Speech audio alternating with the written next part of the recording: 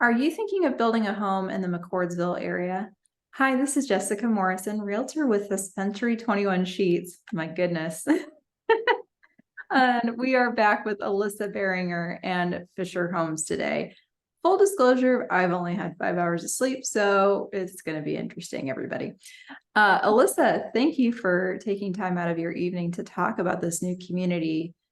Tell us all the details. Yeah, of course. Well, first off, thank you for having me, Jessica. I appreciate this. Yeah, like you said, this new community is going to be in McCordsville. It's called Hampton Walk, and we just released it for sales probably about 2 weeks ago. This entire community is going to have in total about 350 home sites in there, with comprised of 6 different collections. So we're doing some low maintenance community style stuff. We're doing some single family homes, some kind of townhome style homes, which I think it's going to be a really cool kind of atmosphere. And then what's really nice about this community that I really love is that it is within walking distance to the brand new downtown McCordsville. So you're going to be able to have easy access to like restaurants and shopping and schools, and it's going to be a really cool community and atmosphere, I think. That's awesome. So 350 homes, a little bit of everything. What's your price range going to be, or do you know yet? I do, yeah. So we have our lowest end product. It's called paired patio. Essentially, what it is 2 homes that kind of share a wall. So it's one big unit that is going to start at about 255, I think. And then our highest price item in there is our masterpiece collection. We haven't released those for sale just yet, but my guess is those are going to start at about 500 to 600. Okay. So I love that you're kind of hitting the whole price range. With paired patios, typically you sometimes see low maintenance as kind of the tagline with that. Are any of the exterior amenities or is any of the exterior maintained by the HOA, and is that a separate fee if so? Yeah, so the paired patio, like you mentioned, and then we also have another collection in there that's going to be low maintenance. It's called our patio home collection. What that one is essentially it's kind of like a single family home. They're all very much ranch styles. You can add a loft or a basement.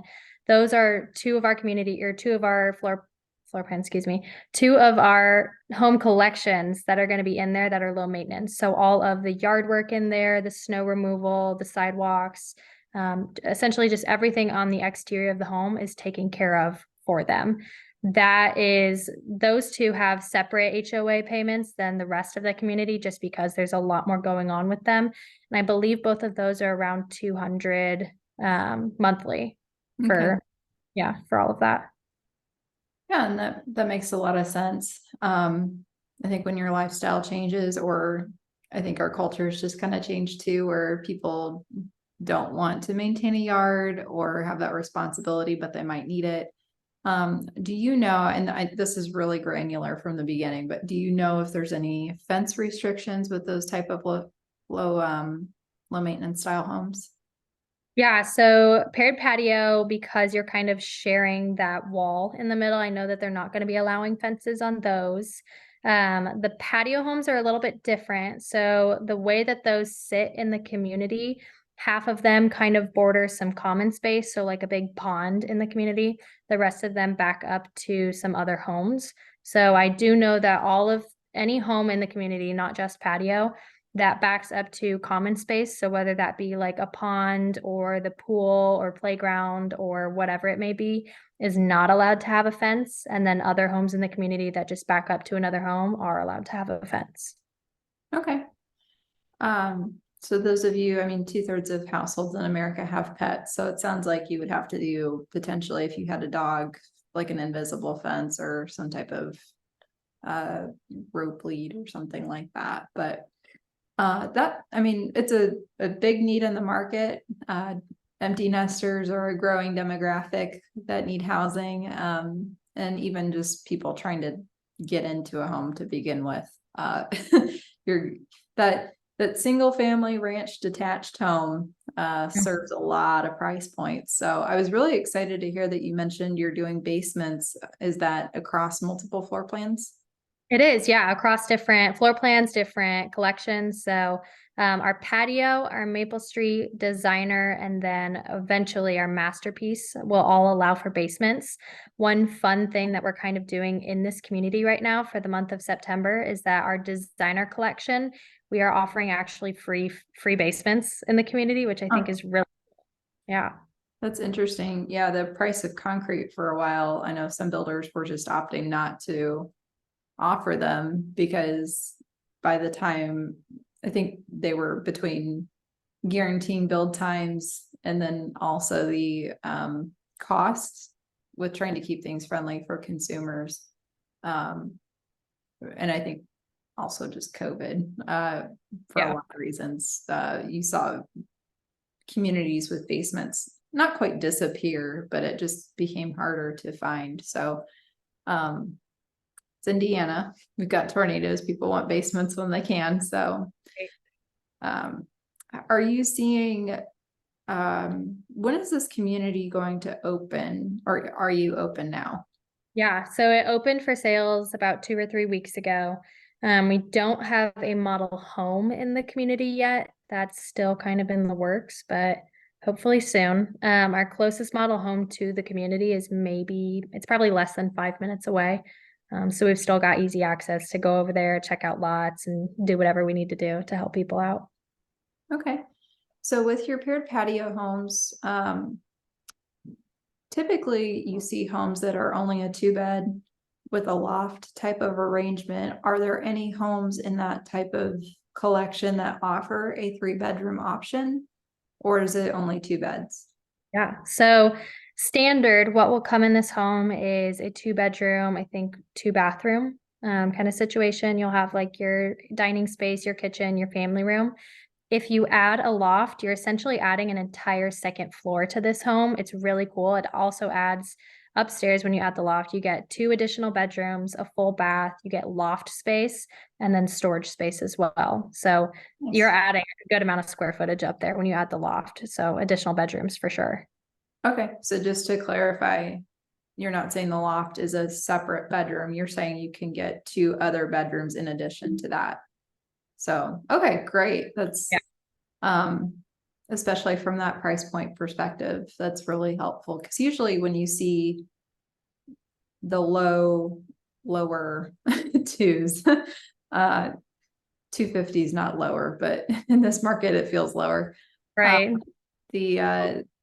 It's been harder to find those paired patio concepts that are more than a 2 with a loft option. I've had clients interested in signing a contract, but they really wanted a 3rd bedroom and didn't want to use the loft for that. So that's a great feature. Yeah. How many on the high end? What's the biggest home you could build bedrooms wise? If you're looking at maybe like designer masterpiece, so I reference both of those because designer is available now. Masterpiece is larger, but it isn't available now. It'll be available in the future. I'd say ballpark on a lot of those floor plans, you can get like 5, 6, maybe 7 bedrooms on some of those with some basements. Yeah. And I would assume if you did 6, 4 upstairs, 1 on the main, 1 in the basement type situation. Yeah. Are any of your floor plans standard in offering a main level bedroom? Yeah. So we've got a couple ranches in both our Maple Street and designer. We have homes that are 2-story with the owner suite on the main floor, and then a couple with like maybe some guest suite options on the main floor as well. Mm-hmm.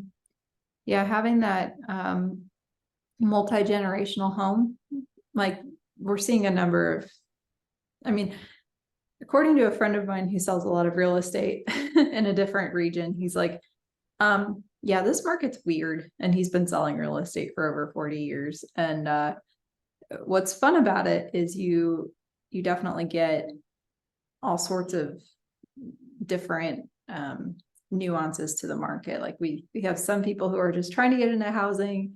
You have people who are downsizing, and then there are families who are upsizing because they have elderly relatives living with them, and it's just a more economical solution than doing a nursing home or assisted living facility. So if you're thinking of building, I would say erring more on the side of having a main floor bedroom is a really good idea for resale. And then I would assume offices with COVID are standard as well now. Yeah, a lot of the floor plans have definitely changed since COVID to accommodate that office space for those people that definitely work from home. So that is something that we can accomplish as well. You know what your internet wiring is by chance? Like if you're running Cat 5 or is it Cat 6 now? I think it's I just heard this the other day. I want to say it's Cat 6. Okay, good. Yeah. Yeah, for those not familiar, basically the funnel that you're creating for your home to be able to download data is bigger than with a Cat 6 than with a Cat 5. So as more data becomes like 4K, 8K, your download speeds, all of that, the ability to process, buffering time will be reduced if you can prep your home for the future. So you might not need it now, but if you have the option of choosing Cat 5 versus Cat 6, Cat 6 is going to support more where our tech is headed. So, I mean, maybe some of you might want a VR room down the road, and that would really help. Have you seen anybody building anything yet that just really inspired you or really felt like was a good use of floor plan and space? Yeah, actually. So I just sold one last night. It's in a collection that we're not doing in Hampton Walk, but essentially what they did was kind of just expand, kind of like what you're saying. They expanded one of the bedrooms to make it better for maybe like future relatives and, make it an actual living space for them instead of just a bedroom, which I think is awesome that they're planning ahead for potential situations in the future. Mhm. But I think that, the amount of customizations and accommodations that we can make with our floor plans, it's extensive. And for them to be able to use those for their family to, do what works best for them, I thought was a really cool, way that they change that floor plan for themselves. Sure. So let's say we've got a client who's intrigued by this community. I did want to cover really quick, what all amenities wise is included in this neighborhood? Like, do you guys have a neighborhood pool or what else is going on there?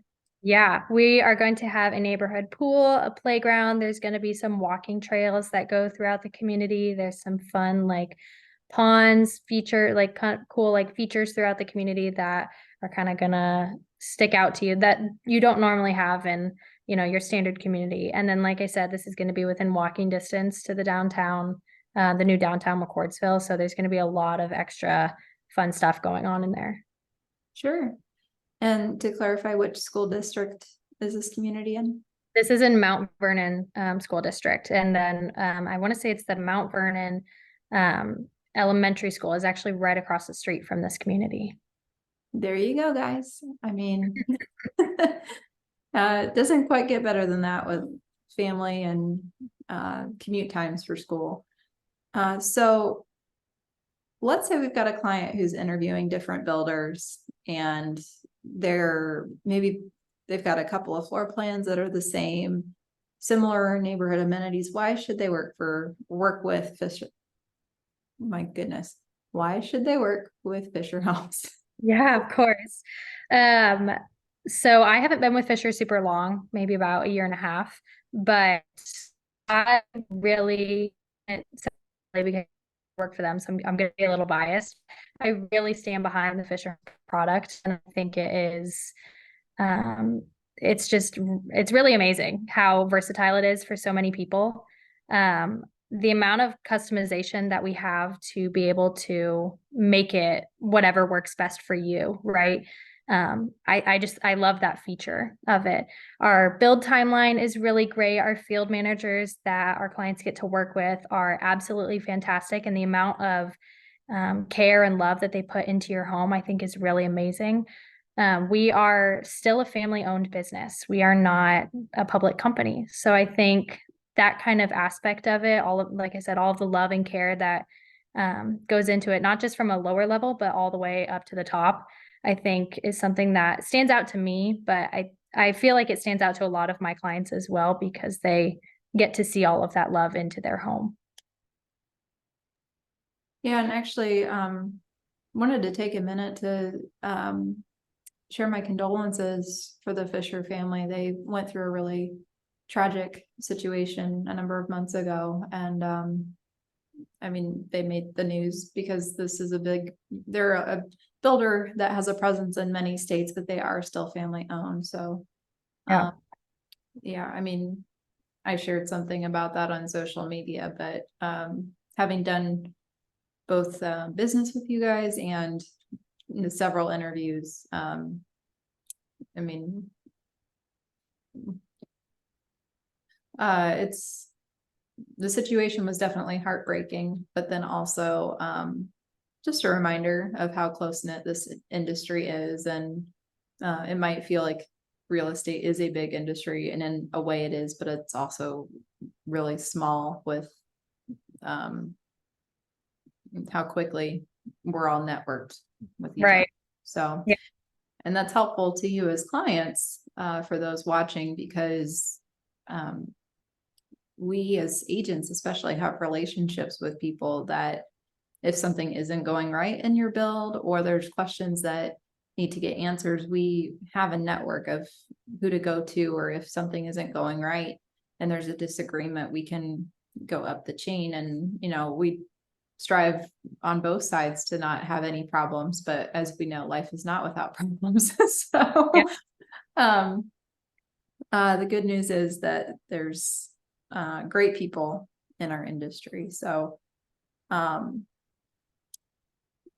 yeah, good answer. As far as your build time as a builder, and what does your pace of construction look like now? From, like, let's say a client was interested, they set up a meeting with you to see a different model, since there's not a model in that community yet. Maybe walk us through that process. Yeah. So kind of just big picture. Let's say we get to meet in person, which I would be thrilled about. We would go through kind of our process, figure out what floor plan works best for them, what kind of community works best for them, and then we get to my favorite part: design the home exactly how it is, best suited for that particular family. Once we're ready to move forward, we would sign a contract. Our build time, we estimate, it depends on the collection, but we estimate about, I'd say, on average, 7 to 10 months, 8 to 10 months.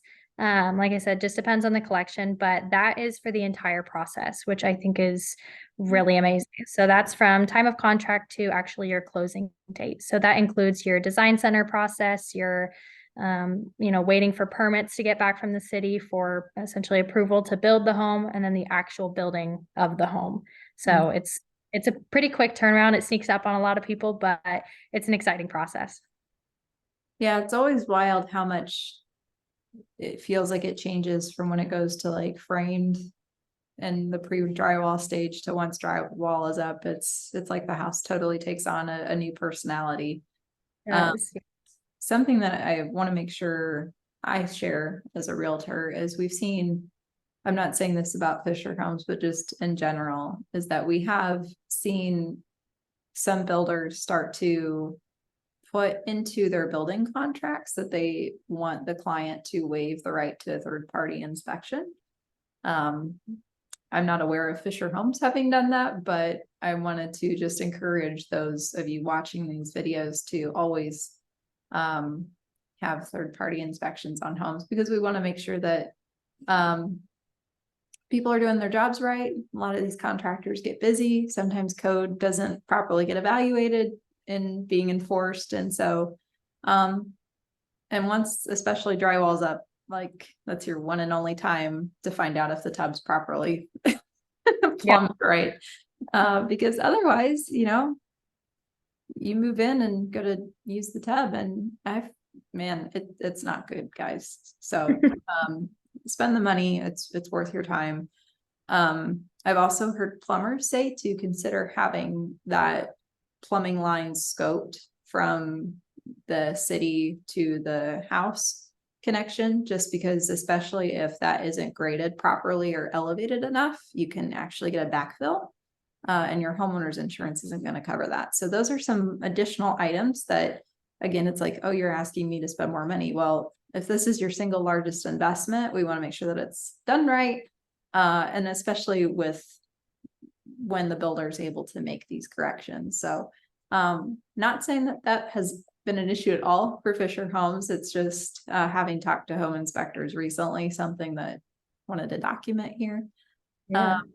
But I've shared my tips. So Alyssa, what are your tips for buyers right now? It's going to sound super cliche, but I think I have heard this little line 20 times in the last few days, and it is to marry the home, date the rate. I know, yep, I know, right? I know a lot of people right now are probably a little like anxious and scared with the rates that we have going on right now. Yeah. That doesn't mean you can't refinance later. If you are absolutely in love with the house, I think it's a good investment. I know our partner lender is actually offering a free refinance within the first 3 years of living in the home. So if you know that you're going to be able to get a lower rate now while the prices are low, you should guarantee that for yourself so that, things are up in the air later and you're feeling uneasy about prices then, because that's something that we can't change, but we can always change the rates. Yeah. So your lender's doing 3 years out. Yep. 3 That's years. awesome. That's Yeah. so awesome. And I mean, yeah, I feel like the market went from 3.5% to 5% like overnight. And everybody was like, if we were boiling the frog, we turned the temperature up too quick. So now it's like, okay, how can we get it below 7? Or, if you're trying to invest, which can you buy any properties in this community as an investment? You can. We are offering not short-term rentals, but long-term rentals. So no like Airbnbs or something like that. But Okay. yes, you definitely do like year-long leases, that kind of stuff. Gotcha.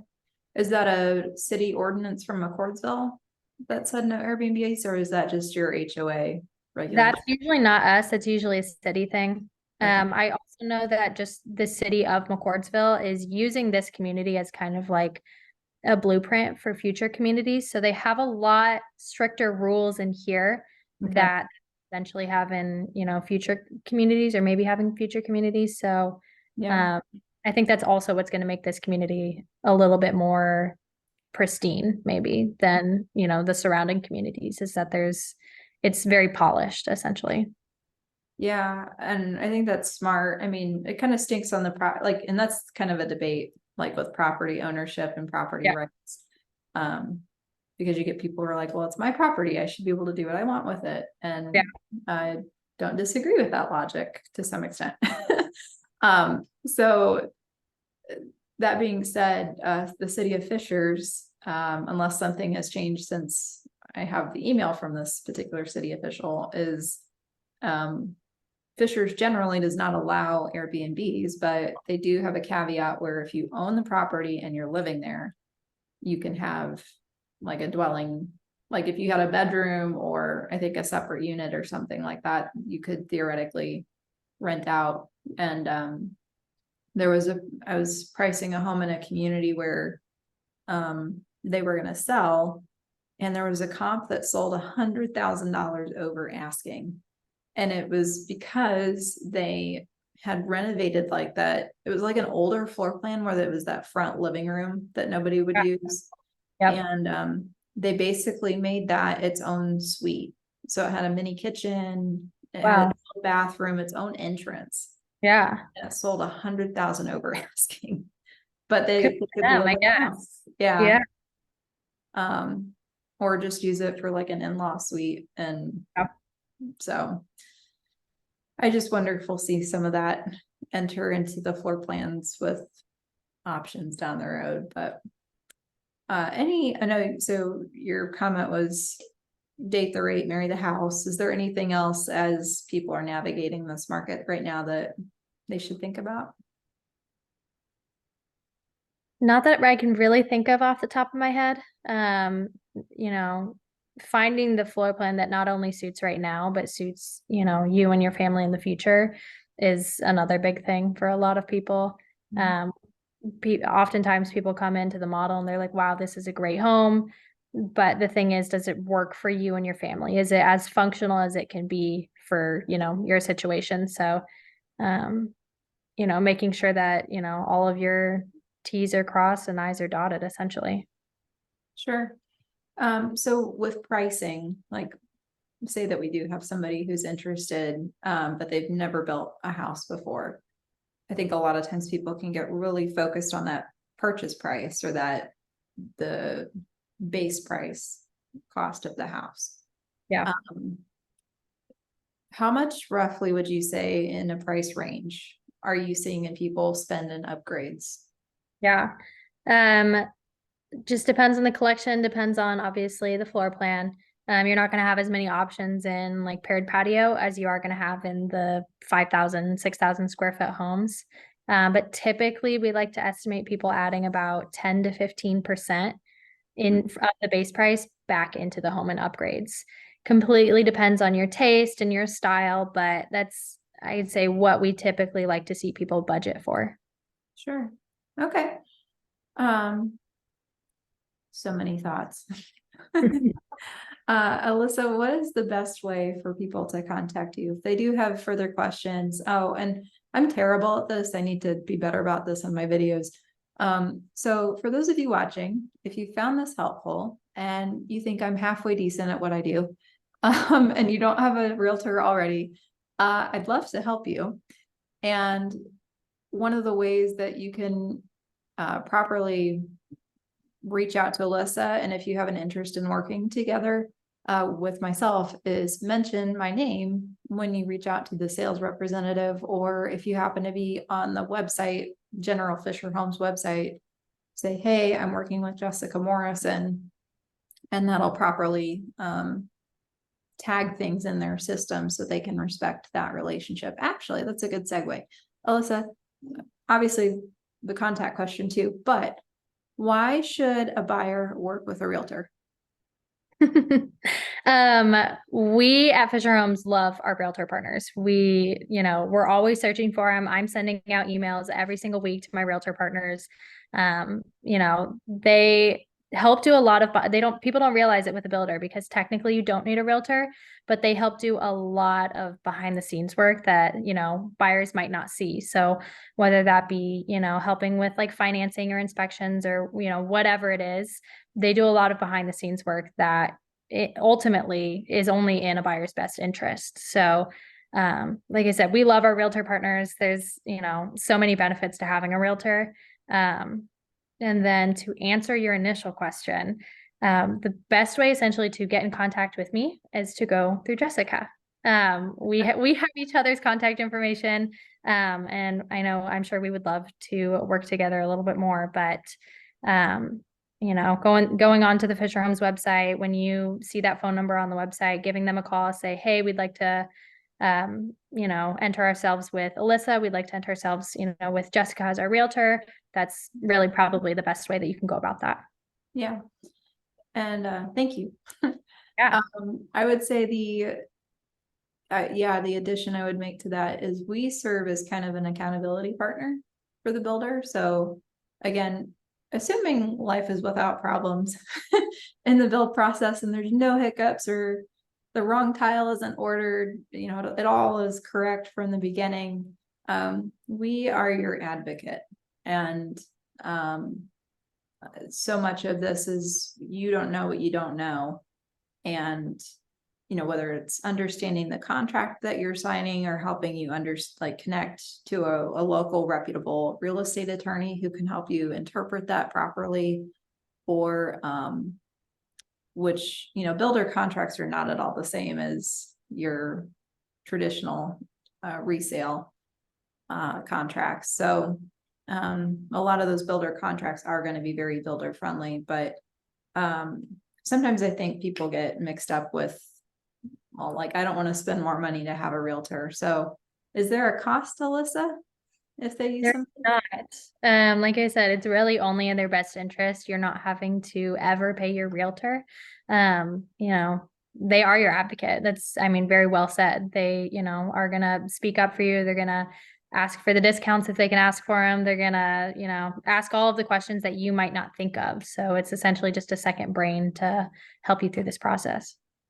Yeah. And like, not every floor plan or every design decision is going to be a good one, especially for resale. Like I absolutely, like I tell people, it's my job for you to not need me for a long time, because I want to be a realtor for life, but I also want to sell you a good house. And highly analytical. I'm married to an engineer. So, we, between being an artist and creative and then understanding that thought process as well, it's been really fun to see both of those threads kind of weave their way into helping serve families in that regard. And so there's a lot to think about, but not every floor plan sometimes is going to sell as well as maybe another one would. Sometimes the way that the house is positioned on a lot can impact the amount of natural light that you get. So it's just like little things like that where we have a lot of fun in those conversations and helping weigh pros and cons and making sure that when you sign all the paperwork at closing, that it's going to be a blessing after the fact. So any other thoughts, Alyssa? To your point, I don't work with resale. You guys do, obviously. So having a realtor that will help you make design choices that are good for resale is, again, in your best interest. Because I can't really speak on the resale side of stuff. So someone like Jessica is going to be able to help you make those choices, for your future, for that resale value. Yeah. And hopefully you don't need to sell it for like 20 years. Just, we'll just build such a great house that you're stuck there like cement. But if and when that time comes, it's always fun to have those discussions about what's next. And for sellers right now who are thinking of building, for a while things went away with contingencies. Has that returned where maybe somebody hasn't listed their home yet and has a contingency to sell their home in order to start building? And maybe how have you guys adjusted that post-COVID? Yeah. We can sell contract to builds even if you have a home to sell, which is great. This process, at least with Fischer Homes, is set up in such a way that if you have a home to sell, you don't have to sell it right away as soon as you sign a contract. You don't even need a contract on your current home until you're maybe like 100 days from closing. It is set up in such a way that most people also don't have to do a double move, which is, I think, a big appeal to Fischer Homes, because nobody wants to move their stuff into an apartment and then into the new home, because that doesn't sound very fun. But yes, contingencies, you're allowed to be contingent on the sale of your home and still buy a Fischer home, which I think is great. Yeah, that's really interesting. Is that only for this community or is that across all of your communities? For every community. Fascinating. Yeah, I think it's always interesting to watch how, if you don't represent somebody, but like of their situation and how they've had to or chosen to layer things in their life, it's like, man, that stinks that you had to move twice. And there's questions that, like, not in a judgment, it's more just curiosity, like, hey, like, did you know that this option was available so that you didn't have to do this and miss out on accruing equity? And it's, again, having good discussions and relationships with realtors to be fully informed of all of your options is, it's crazy how much money you can save if you know where to push the right buttons, so to speak. Yep, exactly. Yeah, and I don't think anybody enjoys moving or putting their things in storage, like, especially if they know it's short term. So anyway, all right, I think that was the final thought, Alyssa, and I know we've already shared contact info, so all of that will be down in the description of this video. Any closing remarks? Work with Jessica, work with Fischer Homes. Sounds good. Well, guys, stay tuned for other videos in this new home or indie home interview series where we sit down with builders, home representatives or affiliate partners who, like contractors, local small businesses. I want to add nonprofits to the list too, but I'm just one person. So if there is an organization that you love, or another builder, Alyssa, we can certainly put a meeting on the calendar for another community to do a deep dive on. But feel free to put in the comments who you'd like to see on the show next, and we'll get it scheduled. So thank you so much, Alyssa. Yeah, of course. Have a good night, Jessica.